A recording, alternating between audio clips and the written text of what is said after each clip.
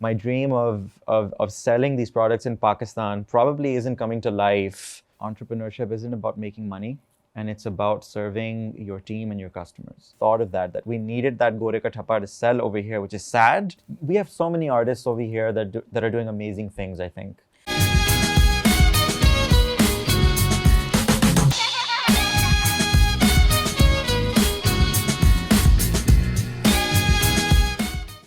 Hi guys, welcome back to Momina's Mixed-Plate. In the studio with me, I have Zain Ahmad, who is the creative director behind Rastah. This is one fashion brand that I believe has been creatively disruptive. It has disrupted the status quo of the fashion industry and of streetwear as we know it.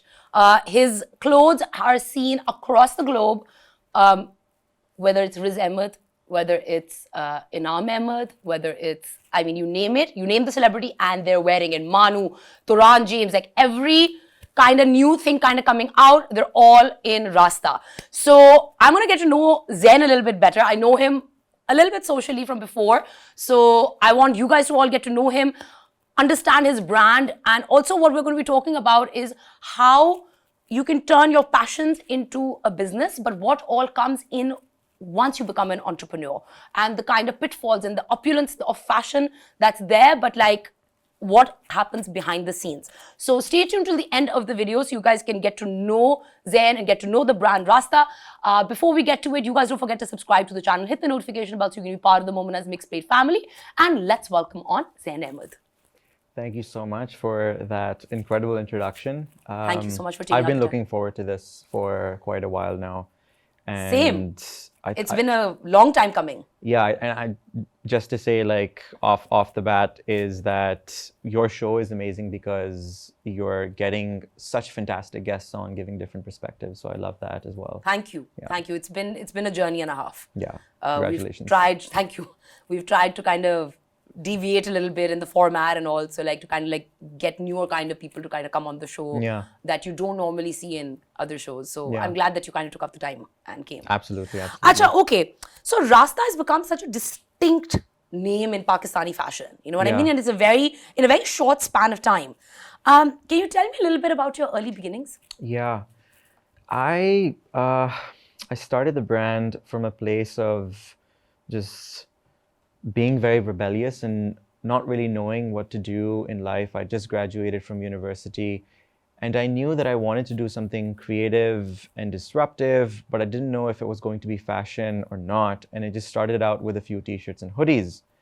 And lo and behold, what happened after that was that I found that there was a big sort of resonance with the product and the customers because there really wasn't this connection with this sort of audience that we've sort of cultivated and the kind of product that we're making. I think because of a lack of, call it Western wear or streetwear, in a very innovative sense. The market was largely dominated by Eastern wear, and I think people weren't really connecting their emotions and the narrative behind the why of what they do with the customer.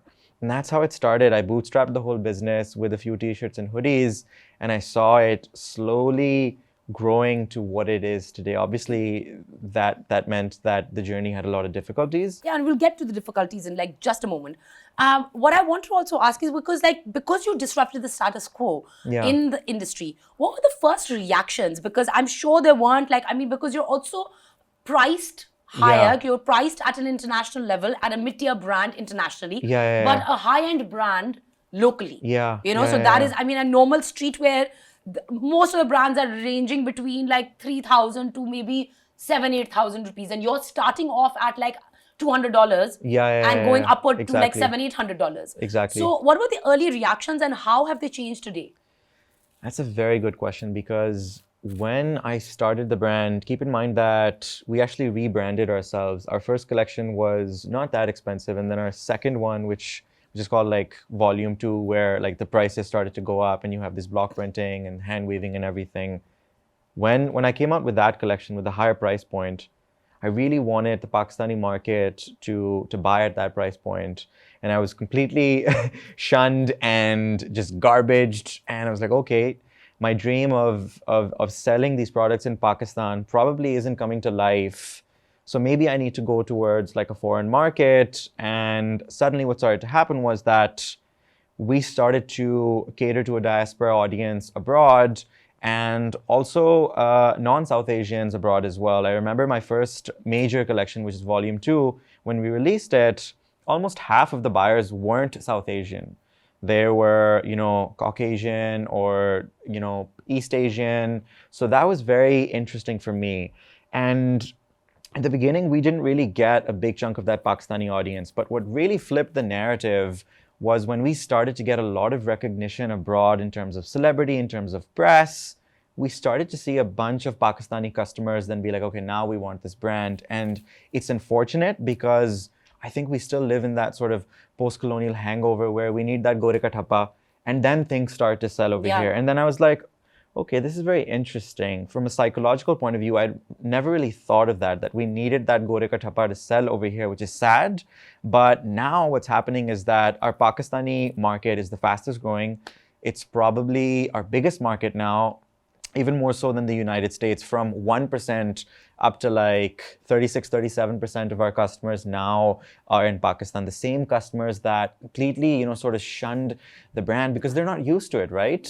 Yeah. You're used to transacting within that Eastern wear market at very high price points. But I mean, like another thing that I wanted to talk to you about, like in this conversation, is that how have you evolved as an entrepreneur? Because I mean, I'm sure that as you started, when you're saying like, you came out with a collection that was at a lower price point, and then you kind of went out and you really reached out there for a higher price point, got the backlash, took another route. Like, what's that journey been like for you?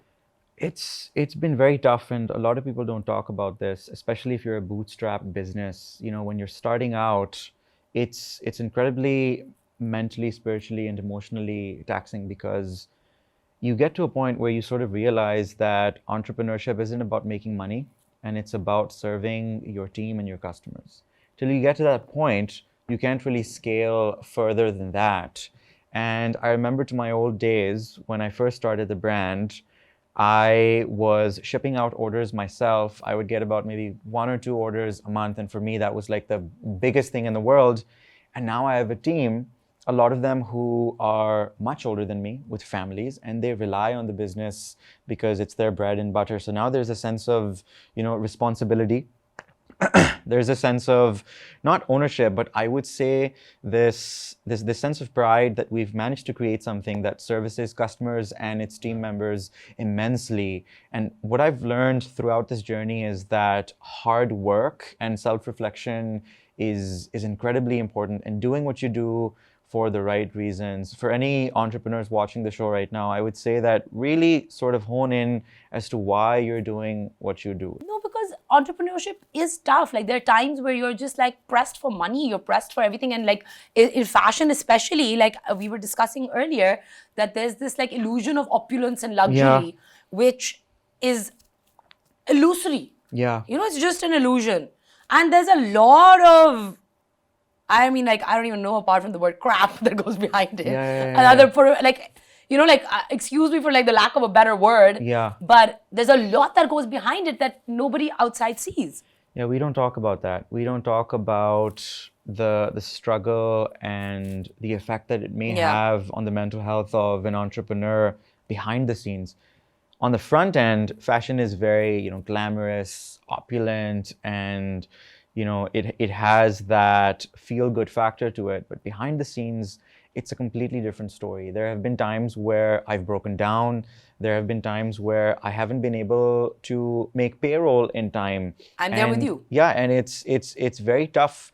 There was actually an interesting story. My chief operating officer right now, who doesn't come from like a very financially strong background, but now he's sort of made his way within Rastah. And I remember we were sort of just putting out salaries for everybody, and this guy who has a heart of gold, I remember we weren't able to pay certain people, and he was like, "Boss, aap meri salary rehne de, inko hum pehle faarig kar lete hain." So I think that's the sort of team culture that you need to make, where people are playing for the vision and for the team, for the bigger goal out there. It's very important. It is very important, and I'm glad that you're at that place where you've kind of evolved. And like, what's next for Rastah? Where are you taking it now?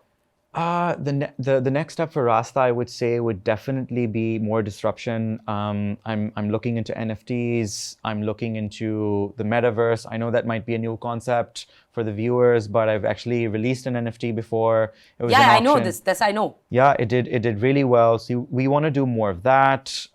We want to definitely have physical retail stores, probably one in Pakistan first, and then maybe in New York. But beyond that, I would love to collaborate with like a big designer in the Americas or in Europe, because that is something that is, it's a very new concept. Yeah. Pakistan is viewed as a supplier country or a vendor country. Yeah. Footballs might be made in Pakistan, but the brand is Adidas. Yeah. We're never at the forefront of the conversation in terms of the brand level. Yeah, because I mean, like, we do have the capability. Like, I mean, there are like, I mean, so many factories that are making, especially in textile, like Yeah. for Dior, they're making stuff for like Seven for All Mankind, like Dolce and Gabbana, but they're not coming out with lines of their own to compete at that level. Apart from, I guess, like I said, that DL 1961 was probably the only one that came out and actually made it big, and is still, I mean, it's a denim brand. It's doing well in the stateside and like around the world, but many didn't. Yeah, And why do you think that is? I think it's because we've always been fed this fodder that there's a specific role for us to be played within the international markets, and we've been fooled by that lie for many decades. If not almost an entire century. And now it's time for us to take ownership of our own products. Like you said, there's many big brands that manufacture over here. I know of many suppliers that have manufactured for Gucci, Hugo Boss, to name a few. And you sort of think to yourself, if we can make everything over here, fine, it may not be finished off over here and in Italy, but if you can make the bulk of the production over here, then why can't you sell and brand it over here? It's just that because we're shashke of Italy and France, but that's the narrative that we need to change, right? There's like, there is like an underlying, like I said, like we were talking again about creative disruption, that there is disruption. Yeah. Like when it comes to music, when it comes to now like with fashion, like hopefully soon with film as well. Like, I mean, like in the creative genre, there needs to be that spark. And I think that's kind of igniting now. Yeah. And I think in the next decade, we're going to see it mushrooming. Yeah, and I think the biggest barometer for that is that if you aren't raising eyebrows, then you're probably not disrupting enough. Yeah. You need to have critics of your work who may not really resonate with what you're doing today, but when history is written 20, 30 years ago, 20, 30 years later, they're probably going to look back and be like, okay, X filmmaker, Y artist really challenged the status quo and change the entire creative lexicon, so to speak, in terms of what they were doing, and sort of set the path for future entrepreneurs or creatives. Yeah. Fantastic. But like another thing before we go, there are a lot of celebrities internationally and locally that are now like, like I said, like Riz Ahmad was in like Rastah. There's like a Formula 3 Pakistani driver, Zain Ahmad. He was wearing like, I mean, I saw him on the circuit, like he posted a picture and he was wearing Rastah.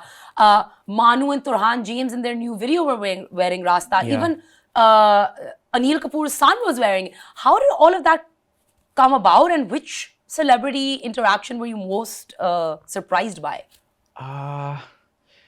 To be honest, I don't even know how it came about. I think that when you create from the heart with honesty, without actually trying to seek a lot of these placements, then it just happens if it's supposed to happen. Sure, good PR has helped, but a lot of these have been very organic. And I think one of two of the ones that have been, I would pick three of the ones that I've been most proud of are Riz Ahmad. Such a nice, humble guy. I've met him in person. He's amazing. He's a gem of a person. Yeah.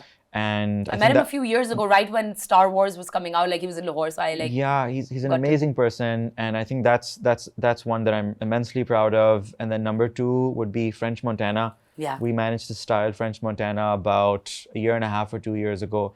And then number 3 would be Harsh from India, because it's sort of transcending that, that political climate that we sort of have right now, and it's just for the love of the arts or fashion. And then locally, I actually love Manu. Yeah. And I'm actually like, I get more excited about local talent in the moment. And there's so many other music artists that, are coming up. I love Heather's work, Heather Mustessen. I think he's just on the brink of blowing up. A few more songs and he's gonna get there. Musically, sonically, he's so talented. We have so many artists over here that are doing amazing things, I think. No, they are. And I'm like, I wish you all the best. Thank you so much. And I can't wait to see where Rastah goes. Hopefully, I'll be walking into your flagship in New York very soon. Absolutely, I hope so. Yeah. I'll proudly be wearing Rastah, being like, that's our bro. Yes, one day. Inshallah. Fingers crossed. Inshallah. Yeah, and if you guys don't know, I'm wearing Rastah right now, it's a very cool polo.